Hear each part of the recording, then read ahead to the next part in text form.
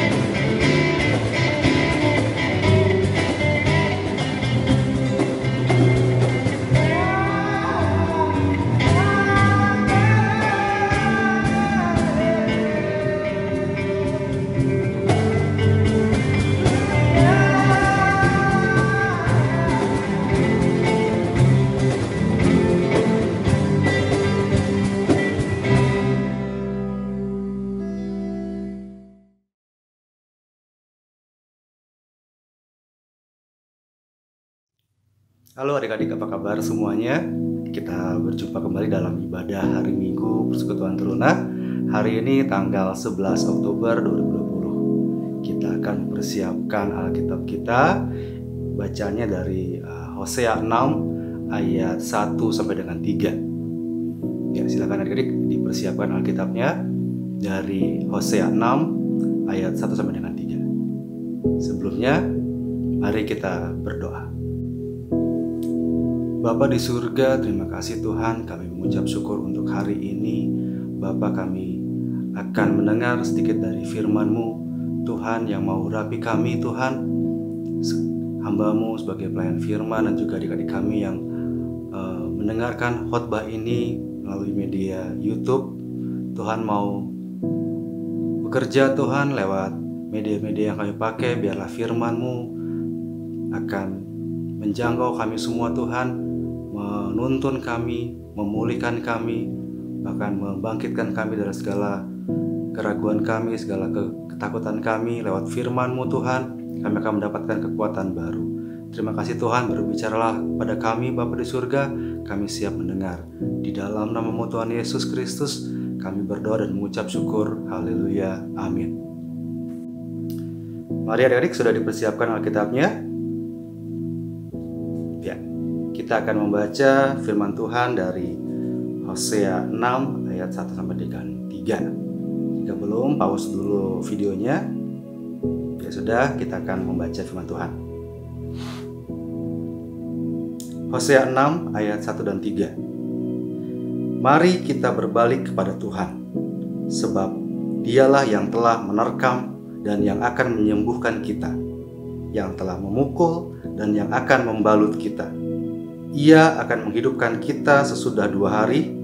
Pada hari yang ketiga Ia akan membangkitkan kita, dan kita akan hidup di hadapannya. Marilah kita mengenal dan berusaha sungguh-sungguh mengenal Tuhan. Ia pasti muncul seperti fajar. Ia akan datang kepada kita seperti hujan pada akhir musim yang mengairi bumi. Shalom adik-adik. Tema ibadah kita pada hari ini adalah ketekunan mengenal Allah menghasilkan pemulihan hidup. Ayat 1 bicara seperti ini. Sebab Dia yang menerkam dan yang menyembuhkan, yang memukul dan yang akan membalut kita. Itu di ayat pertama ya. Apa artinya? Artinya Tuhan bisa datang untuk menerkam, untuk memukul, untuk menghukum umatnya. Umat Tuhan bisa hidup dalam penghukuman. Kenapa kita dihukum? Kenapa umat Tuhan dihukum? Dalam pembacaan Alkitab kita di kitab Hosea diceritakan sebelumnya bahwa umat Israel mengalami kehancuran rohani dan moral. Mereka melakukan penyembahan berhala. Ya, waktu kita hidup jauh dari Tuhan, waktu kita hidup melawan Tuhan, hidup tidak berkenan kepada Tuhan, penghukuman bisa terjadi. Seperti yang terjadi pada umat Israel pada waktu itu. Hidup tidak berkenan itu seperti apa? Hidup yang tidak berkenan itu adalah hidup yang jauh dari persekutuan dengan Allah. Tidak berdoa, tidak membaca Alkitab, tidak pernah memuji Tuhan.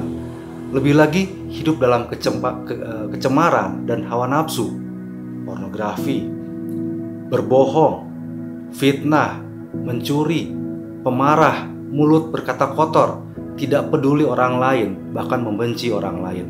Tidak tahu waktu, handphone menjadi berhala, dan tidak tahu waktu untuk menggunakan handphone.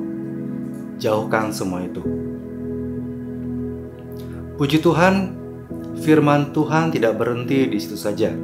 Tapi firman Tuhan yang kita baca hari ini juga bilang, Dia Allah yang akan menyembuhkan dan akan membalut kita. Haleluya.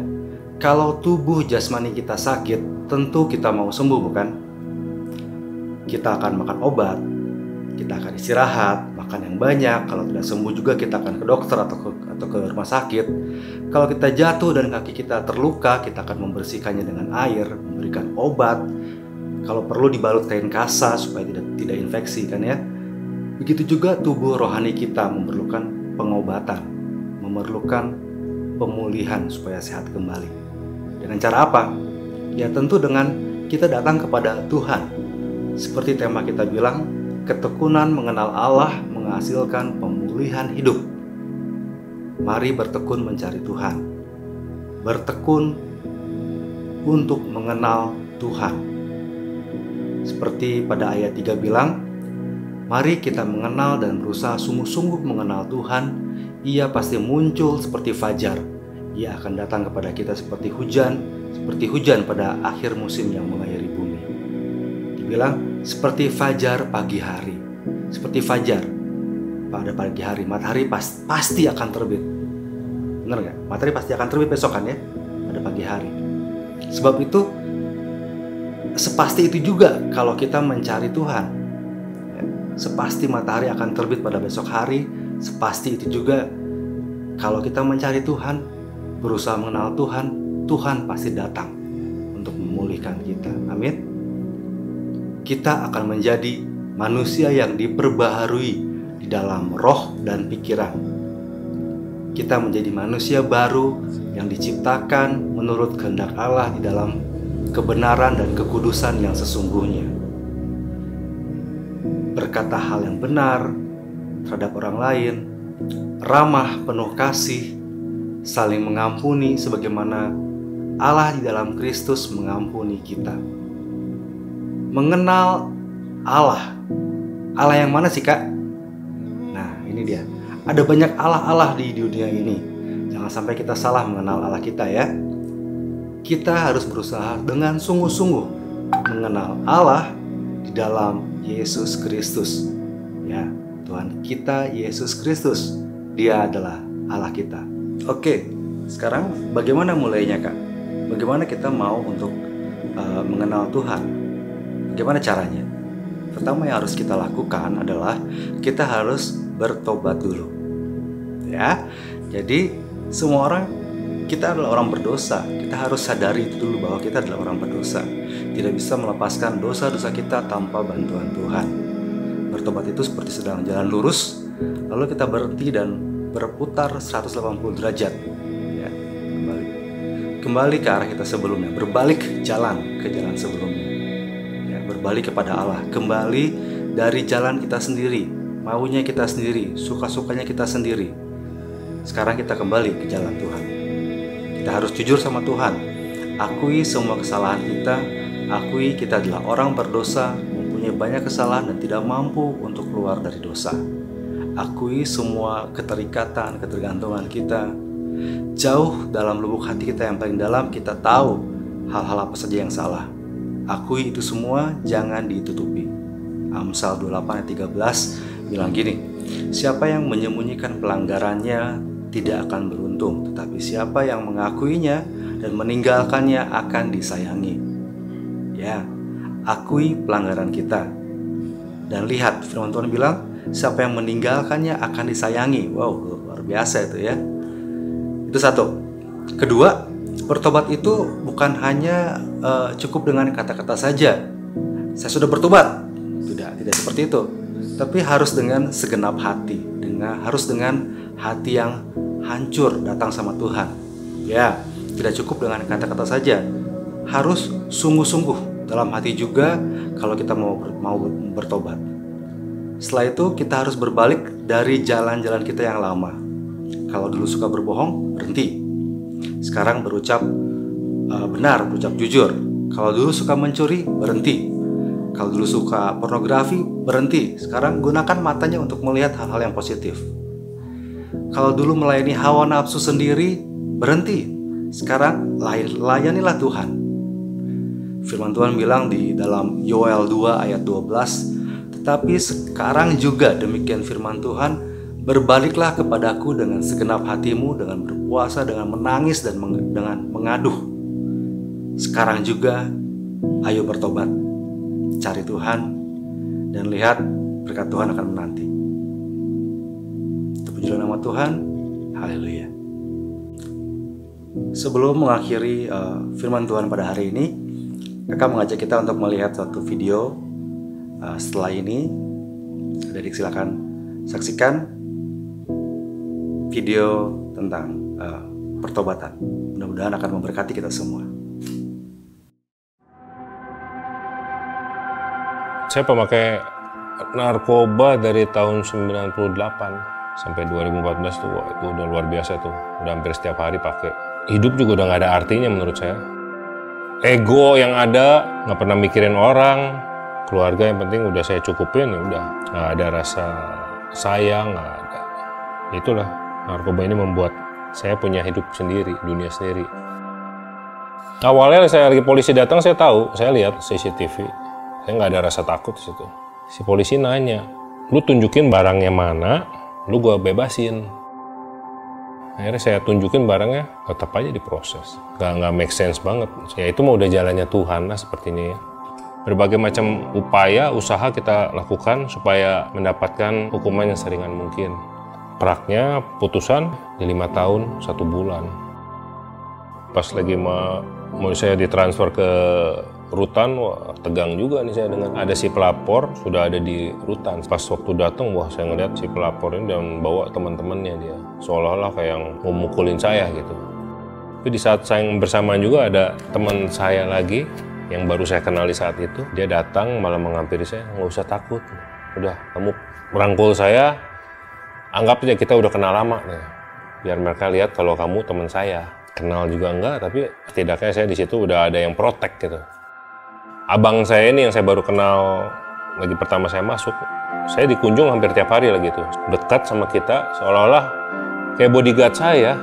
Padahal saya nggak minta gitu, nggak mengharapkan. Jadi ini orang kok mau protek saya dengan begini banyak caranya, luar biasa. Dia dihukum 14 tahun. Saya melihat dari dirinya ini nih, luar biasa, dia menjalani hari lepas hari nyantai, happy, kayak nggak ada beban gitu. Nggak pernah ada stres, senyum terus, nggak pernah marah ini. Saya mulai ada tanda tanya, kok ini orang bisa gitu.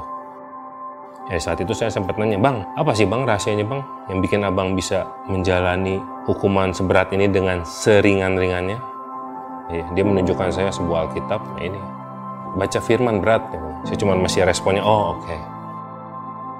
Ya itu emang perlu proses, di situ saya masih ada pergumulan kan, fight terus. Ya daging belum bisa terima lah 5 tahun, siapa sih yang bisa terima? Wah, 5 tahun.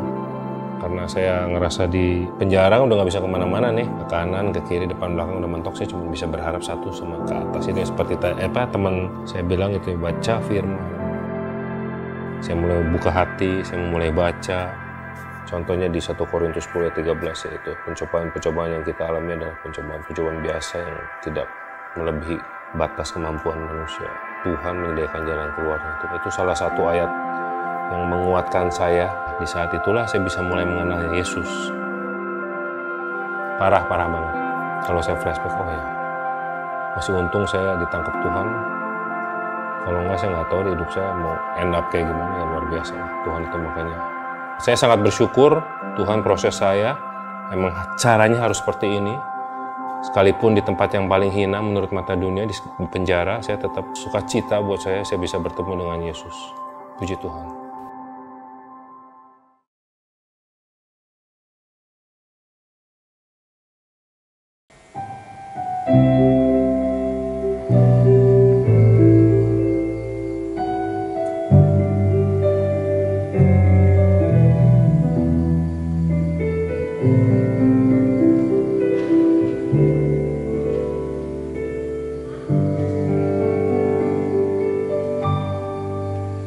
Feel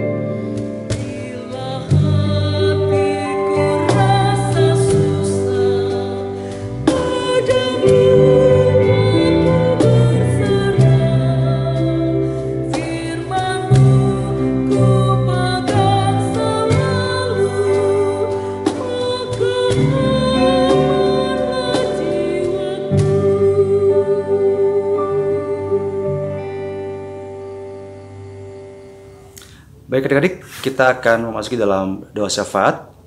Mari kita berdoa. Bapa di surga, terima kasih Tuhan, kami mengucap syukur untuk firman Tuhan yang telah kami dengar pada hari ini. Tuhan kiranya bekerja lewat firman yang telah kami dengar ini. Biarlah setiap firman yang kami dengar itu menjadi rema, Tuhan, menjadi kekuatan bagi kami, bertumbuh dalam hati kami, dan akan menjadi tuntunan kami dalam menjalani kehidupan kami. Kami berdoa buat pemerintahan Indonesia, Tuhan. Tuhan berkati bangsa ini dalam segala pergumulannya dalam menghadapi wabah corona. Tuhan yang mau berikan hikmat marifat-Mu, Tuhan, untuk pemerintah mampu untuk memberikan mengatur segala sesuatu sehingga semuanya dapat berjalan dengan baik, sehingga dapat mengatasi wabah corona ini di Indonesia. Tuhan juga berkati wabah ini, Tuhan. Biarlah wabah ini bisa berhenti, Tuhan, sehingga kami bisa berhidup kembali normal kembali, Tuhan, dalam kehidupan kami masing-masing, kembali bersekolah, kembali beraktivitas. Tuhan berkati kedua orang tua kami dalam mencari nafkah, dalam membiayai kehidupan kami. Tuhan berkati mereka dalam segala pergumulan yang mereka hadapi. Tuhan mau berkati. Tuhan juga berkati, Tuhan, hamba-hambamu di gereja, dari Ibu Pendeta, majelis jemaat, dan pelayan-pelayan pelekat dari PKB, dari PKLU, PKP, PAPT, dan GP. Tuhan berkati kami semua. Terima kasih Tuhan, kami menyerahkan juga adik-adik kami, adik-adik yang kami layani ke dalam tangan-Mu, Tuhan, yang mendengarkan siaran khotbah ini. Tuhan mau berkati mereka, bahkan seluruh anak-anak-Mu di GPB Immanuel Cimahi. Tuhan mau berkati. Terima kasih Tuhan Yesus, kami menyerahkan seluruh kehidupan kami hanya ke dalam tangan pengasihan. Ampuni segala dosa pelanggaran kami, Tuhan.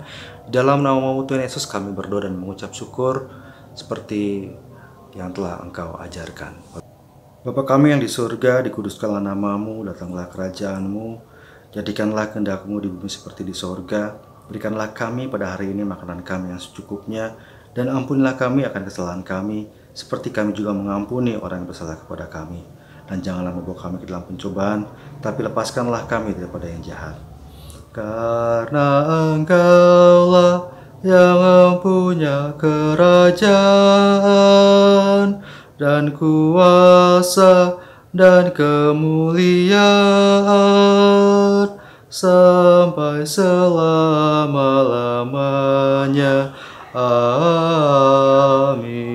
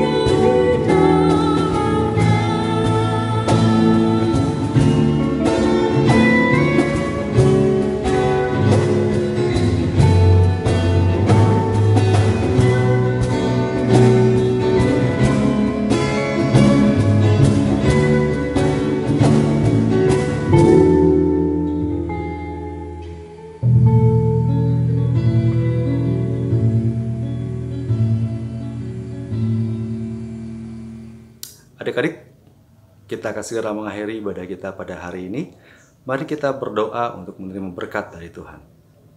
Bapa di surga, terima kasih Tuhan untuk ibadah yang telah kami jalani hari ini. Kiranya Tuhan kasih karunia dan damai sejahtera-Mu dari Allah Bapa dan penyertaan Tuhan Yesus Kristus beserta dengan persekutuan Roh Kudus menyertai kami sekalian dari sekarang sampai selama-lamanya. Amin. Amin. Amin.